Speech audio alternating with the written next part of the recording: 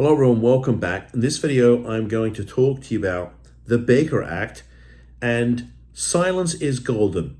So, I was a prosecutor for many years. I did a lot of criminal defense work over the years, and especially when I did criminal work as a defense lawyer, one of the things that we used to tell clients is that you should always remain silent because it's the one thing that cannot be used against you, right?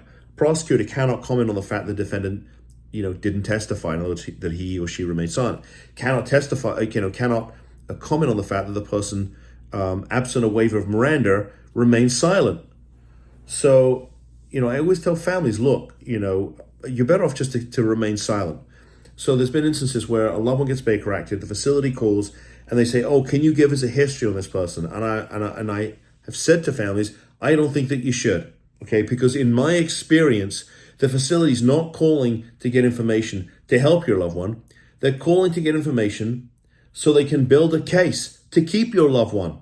So they're looking to see, is there a history of mental illness? If so, what does it look like?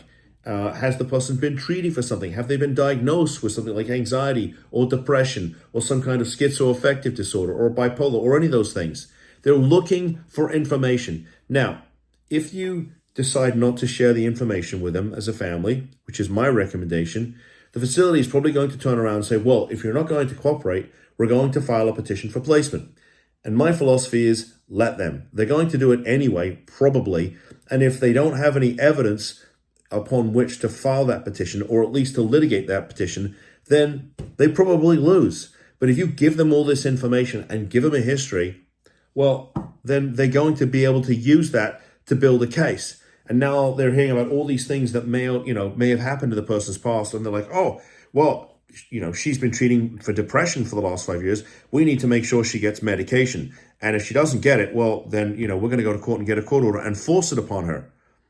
So my philosophy is silence is golden. Silence can never be used against you. And if the state, and remember, it's the state versus your loved one. If the state thinks they have a case to extend your loved one's detention, then let them go to court. I will see them there and gladly entertain any evidence they think that they have. No problem. Like I said, I spent a lot of time in the courtroom, so have my other lawyers.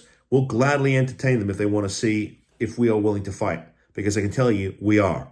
But I'd rather have, no evidence on the state side than a whole bunch of it, making the more difficult to defend the case. So silence is golden when it comes to the Baker Act. Take care. See you in the next video. Bye-bye.